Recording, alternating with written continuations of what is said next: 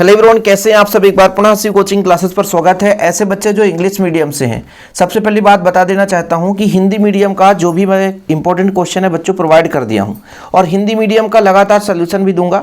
और English medium वाले बच्चे इतना समझें कि मैं आपको क्वेश्चन दे सकता हूँ, मैं इसको बच्चों समझा नहीं सकता हूँ, इसलिए मैं आपको यहाँ पे क्वेश्चन जो है मैं इसमें टिक लगा दूंगा। आप लोग ऐसे प्रश्न लिख लेना, ठीक है, और तैयारी कर लेना, क्योंकि बच्चों इंग्लिश मीडियम में समझाना मेरे लिए पॉसिबल नहीं है, इसलिए मैं आपको क्वेश्चन प्रोवाइड कर रहा हूं। जैसे आपको फिजिक्स में दे दिया था, ऐसे बायोलॉजी में भी दे दिया गया आपको क्वेश्चन, और ऐसे मैं आपको यहाँ पे केमिस्ट्री में क्वेश्चन दे दूंगा, जिसे आप लोग तैयार कर लेना। किसी भी दम पे इन प्रश्नों को नहीं छोड़ना।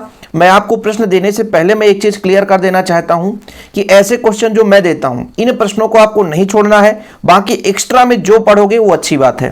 पहला जो यहाँ पर बच्चों डिफरेंस है मोलैरिटी एंड मोलैलिटी में, फिर व्हाट इज सॉल्यूशन, इसके बाद हेनरी लॉ, इसके बाद आपका बच्चों यहाँ पे मोल फ्रैक्शन, मोल प्रभाज जिसे बोलते हैं, मोल फ्रैक्शन मोल प्रभाज। ओके, ये 4 क्वेश्चन हो गए, ठीक है। आगे चलते हैं बच्चों, यहां पर आपका नेक्स्ट क्वेश्चन है, यहां पर देखिए, right 3 difference ideal solution and non ideal solution, मतलब आदर्श और अनादर्श बिलियन में अंतर, define the molarity and molality. Okay, this is a very important question and ppm. Next बच्चों यहां पर चलते हैं, सीधा हम बात करेंगे वांट ऑफ सोल्यूशन के बारे में। वांट ऑफ सोल्यूशन इक्वेशन, यहां पर ये वेरी इंपॉर्टेंट क्वेश्चन है, ठीक है। वांट ऑफ सोल्यूशन इक्वेशन इस चैप्टर में, और जो हमारा क्वेश्चन है वो हेनरी लॉ तो हो गया, ठीक है, राउल्ट्स लॉ, ठीक है बच्चों, ये राउल्ट्स लॉ है, Raoult's law, this is a very very important.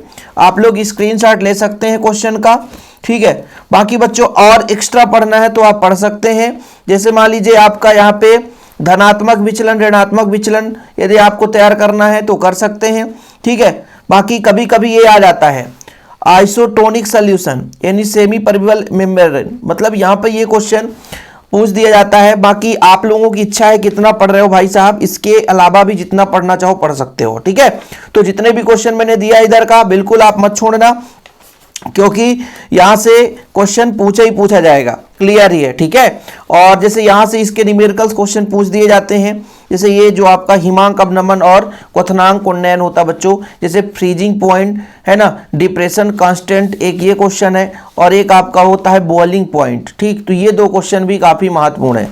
बाकी ये चैप्टर खत्म, ठीक है। न्यूमेरिकल्स क्वेश्चन भाई मैं इंग्लिश मीडियम में नहीं करा पाऊंगा, न्यूमेरिकल क्वेश्चन इसमें जो आप सन दिए हैं उस टाइप से क्वेश्चन जरूर कर लें, ठीक। चलते हैं चैप्टर नंबर अगला सेकंड जो है न्यू एनसीईआरटी चैप्टर नंबर 2, ये आपका ओम्स लॉ बच्चों, ठीक है। इसके बाद आपका आता है सेल कांस्टेंट, सेल स्थिरांक जिसे बोलते हैं, सेल कांस्टेंट। 2 क्वेश्चंस यहाँ पे आपका ये डिफरेंस तैयार करना है, ठीक है। ईएमएफ और पोटेंशियल डिफरेंस में ये क्वेश्चन आपको तैयार करना है, ठीक है, ठीक बच्चों। ये आपका है विद्युत भाग बल विभवांतर में संबंध, ये विशिष्ट चालकता क्या है, what is the specific conductance, ठीक है, ये क्वेश्चन। आगे चलते हैं बच्चों, ये देखिए आप, ठीक है, ये वाला क्वेश्चन काफी महत्वपूर्ण है, और ये जो रिलेशन है ना, ये रिलेशन पूछे जाते हैं, ध्यान रखिएगा। ये छोटे छोटे क्वेश्चन है लेकिन रिलेशन आपको एग्जाम में देखने को मिल जाएंगे। इसके बाद ये भी क्वेश्चन काफी महत्वपूर्ण है, molar conductance and define the develop relation between specific conductance and cell conductance, ठीक है। ये भाई साहब क्वेश्चन 2019 से पूछा गया था, लेकिन काफी महत्वपूर्ण है। इन चैप्टर्स के क्या है बच्चों, थोड़ा सा मेहनत करना पड़ता है। बाकी आगे चलकर आपका जो ये आपका है हाइड्रोजन इलेक्ट्रोड भी हो, ये आपका डिफरेंस, ठीक है। फिर बच्चों जो इंपॉर्टेंट है यहाँ पे फैराडे लॉ, नर्नेस्ट इक्वेशन तो उतना नहीं है, लेकिन आप लोग तैयार करना हो कर लेना, 2023 में पूछा गया था तो हो सकता है पूछ ले। बाकी नर्नेस्ट से ज्यादा तो आपका भाई साहब ये डेरिवेशन है विद्युत रासायनिक सेल, ठीक है, ये आपका काफी महत्वपूर्ण है। और कोलरास नियम, इस बार कोलरास लॉ आएगा, 100% समझ लो आप, कोलरास का नियम 100% आएगा इस बार। बस इसमें से इतने क्वेश्चन हो गए। बाकी यदि आपको ऑप्शन में तैयार करना है तो ड्राई सेल आप लोग शुष्क सेल पढ़ सकते हो, ठीक है। ये सारे इंपॉर्टेंट क्वेश्चन है बच्चों। अगले चैप्टर में चलते हैं, ठीक। तो यहां पर देखिए इसमें छोटे छोटे क्वेश्चन काफी हैं, जो सन वाले बच्चों तो वो तो आपको पढ़ना ही पढ़ना पड़ेगा, इसमें कोई दिक्कत नहीं है। इसमें सबसे ज्यादा डिफरेंस 2 है, दोनों डिफरेंस को तैयार करना है। एक आपका ये डिफरेंस है, ठीक है, और ये भी आपको तैयार करना है, टेम्परेचर कोफिशिएंट से क्या मतलब है, टेम्परेचर कोफिशिएंट से क्या मतलब है, ये डिफरेंस है।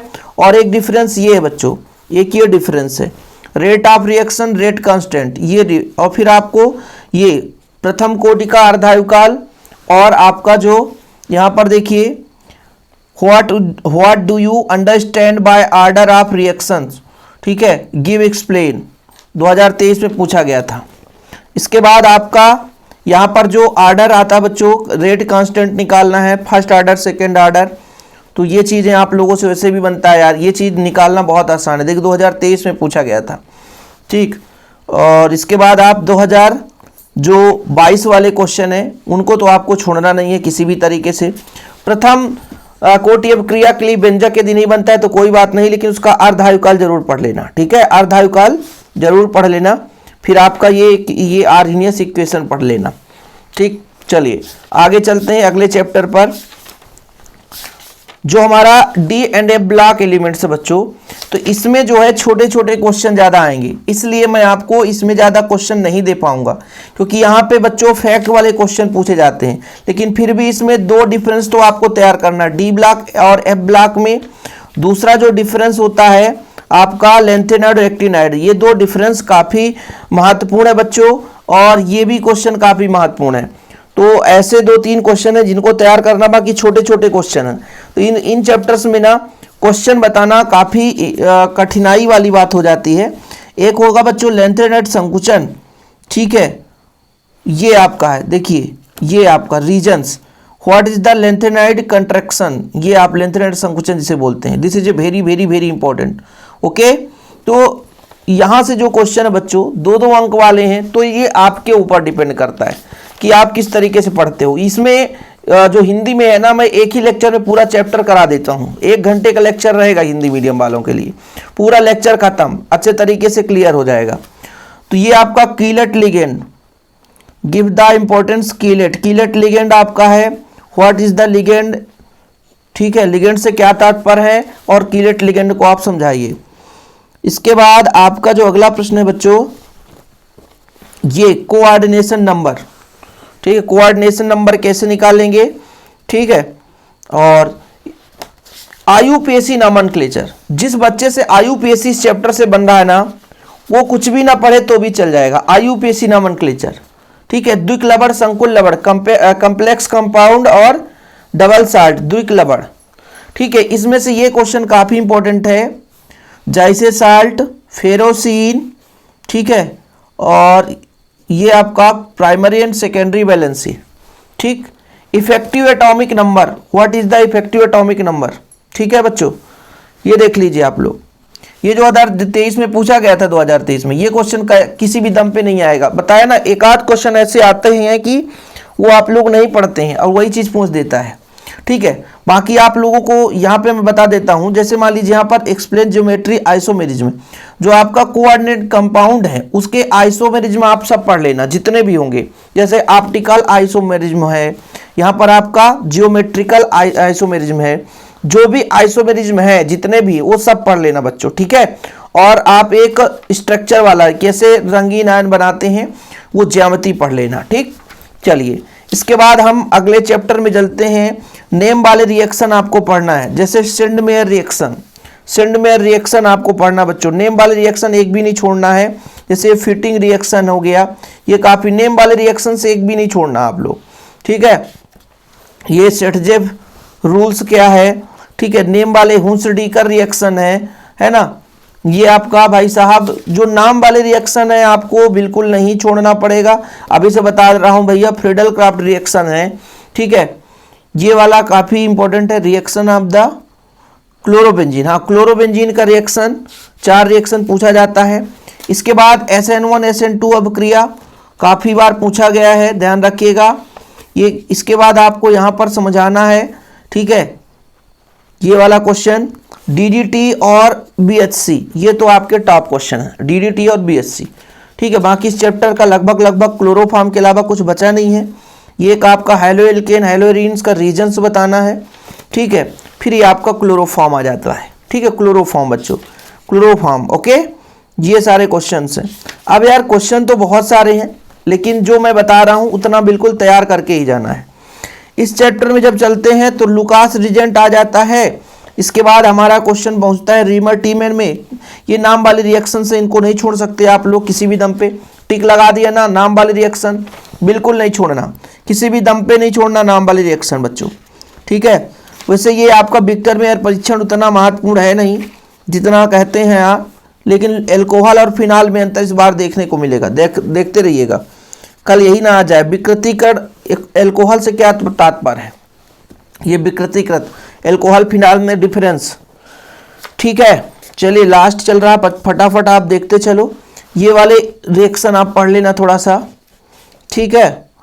और बच्चों विलियमसन संश्लेषण प्रयोगशाला विधि, ये सतत ईथरीकरण प्रयोगशाला विधि, ठीक है। विलियमसन संश्लेषण अभिक्रिया, ये देखो भाई, ये जो आपके अभिक्रिया हैं, ठीक है, किससे give the structure of product would expect each of the following, उतने महत्वपूर्ण नहीं है, चलो छोड़ो इसको, ठीक है। ऑक्सीडाइजेशन मतलब आपका ऑक्सीकरण, ठीक है। फिर आपका ये बच्चों यहाँ पर देख लो एल्कोहल की ये रासायनिक अपक्रिया आपको पढ़ना है, ठीक, ये एल्कोहल की रासायनिक अपक्रिया है। डिफरेंस बहुत ही कम चांसेस है, ठीक है। बाकी इस चैप्टर से जितने अपक्रिया आपको पढ़ना हो तो पढ़ो, वो आपके ऊपर डिपेंड करता है भाई, ऐसा नहीं है कि हम कम ही दे रहे हैं। बाकी नाम वाले रिएक्शंस हम ज़्यादा फोकस कर रहे हैं क्योंकि वहीं से क्वेश्चन बनने वाले हैं, ठीक है। अब ऑर्गेनिक केमिस्ट्री ऐसा है यार कि इसमें ढूंढना बहुत कठिन है, समझ रहे हो ना। इसको आप कितना ज़्यादा पढ़ रहे हैं उस पर डिपेंड करता है। जैसे ये डिस्क्राइब द फॉलोइंग, ये सारे के सारे चारों रिएक्शंस इंपॉर्टेंट है, ठीक, बन जाएंगे चारों रिएक्शंस। और एसीटोन एस्टिक अम्ल बनाने की प्रयोगशाला विधि है एसीटोन, दो में से एक आप देखोगे भाई एग्जाम में, ठीक है। इसके बाद भाई साहब आगे चलते हैं, देखो ये सारे अभिक्रिया हैं। क्लेजन कंडेंसेशन है ना, क्लेजन संघनन जो है आपका, देखिए 2023 में ये सारे क्वेश्चन पूछ दिए गए थे, ये भी आपका 2023 में पूछा था। तो ये जो उम्मीद नहीं रहती ना, ऐसे क्वेश्चन पूछ दिए जाते हैं। तो ऑर्गेनिक केमिस्ट्री से कोई भी कह दे कि ये क्वेश्चन इंपॉर्टेंट नहीं है या ये क्वेश्चन इंपॉर्टेंट है तो बहुत बड़ी भूल है। यहाँ से क्वेश्चन भाई ऐसे ही पूछे जाएंगे जो आप पढ़ के नहीं जाओगे, सही है कि नहीं। जैसे ये आपका नाम वाला रिएक्शन है क्लेमेंसन वोल्फ किश्नर, ठीक है, ये अभिक्रियाएं हैं। जो टिक लगा दिया उसको आप किसी भी दम पे रामबाण है उसको आप छोड़ोगे नहीं, ध्यान रखना, ठीक है बच्चों। इसके बाद इस चैप्टर से तो मान लीजिए आपका ये रिएक्शन हो गया, ये आपका हो गया मेंडियस रिएक्शन हो गया, ये तीनों रिएक्शंस हो गए यहाँ पे फिलहाल, ठीक। और फिर आगे चलते हैं, ये डिफरेंस इसमें थोड़ा तैयार कर लेना आप लोग, ठीक। इसका ये आपको एमीन का थोड़ा सा रीजन बताना है क्यों अधिक क्षारीय या कम क्षारीय होता है, ठीक है। इसके बाद आगे चलते हैं बच्चों, यहाँ पर ये वाला क्वेश्चन तैयार कर लेना और ये वाला, ठीक है, ठीक। ये 2022 में पूछा गया था और हो सकता है 2023 में पूछ ले, तो इसलिए थोड़ा सा 2024 में पूछ ले, तो ऐसे क्वेश्चन आप लोग पढ़ लेना। बाकी इससे प्रयोगशाला विधि कभी कभार पूछा जाता है, प्रयोगशाला विधि उतना ज़्यादा इंपॉर्टेंट नहीं है, मैं कराऊंगा भी, ऐसा नहीं है कि नहीं कराऊंगा। लेकिन ये जो नाम वाले रिएक्शंस है ना, ये क्वेश्चन नंबर 6 में, इसमें एक भी क्वेश्चन नहीं छूटना चाहिए, ध्यान रखना, एक भी क्वेश्चन नहीं छूटना चाहिए किसी भी दम पे बच्चों, ठीक। बाकी इस चैप्टर से बहुत सारे रिएक्शंस हैं। बाकी बायोमॉलिक्यूल्स से तो ऐसे भी सबको पता है, पहला ये जो डिफरेंस है इसे तैयार करना है, ठीक है। ये प्रोटीन के बारे में बताना है, प्रोटीन के जो वर्क हैं कार्य है ये बताना है, ठीक है। जैसे what is a protein and protein के कार्य, डीएनए आरएनए में अंतर आपको तैयार करना बच्चों, ठीक है। इसके बाद व्हाट इज द शुगर, ये आपका डिफरेंस, 2-3 डिफरेंस इस चैप्टर में है। न्यूक्लिक एसिड के बारे में आपको बताना है, ठीक है, न्यूक्लिक एसिड कहाँ पे है, ठीक। ये डीएनए फिंगरप्रिंटिंग के बारे में, ठीक है। इसके बाद what is the zwitter ion, ये ज्विटर आयंस बताना है आपको, ठीक। ये हो गया क्वेश्चन ज्विटर आयन के बारे में, ठीक है बच्चों। विटामिन्स के बारे में आप लोगों ने पढ़ ही लिया है, अब इस चैप्टर में कुछ बचा ही नहीं है। हाँ, ये चार्ट जरूर पढ़ लेना विटामिन्स, क्योंकि विटामिन्स के रासायनिक नाम और विटामिन से रोग, ये ठीक है, डिसीज ऑफ विटामिन्स। तो ये क्वेश्चन थे इंग्लिश मीडियम वालों के लिए। बाकी तो देखो यार, बहुत सारे क्वेश्चंस हैं, ऐसा नहीं है सारे के सारे जो परीक्षा बोर्ड में क्वेश्चन है तो वो सबके सब इम्पोर्टेंट ही हैं, ठीक है, लेकिन उसमें भी मैं छांट के दे दिया हूँ ताकि इतना आप करो। बाकी हिंदी मीडियम वालों के लिए भरसक प्रयास रहेगा निरंतर वीडियोस देने के लिए। बस इंग्लिश मीडियम वालों का मैं नहीं कर पा रहा हूँ, इसके पीछे रीज़न है क्योंकि आप सबको पता है बच्चों कि इंग्लिश मीडियम से मैं नहीं हूँ।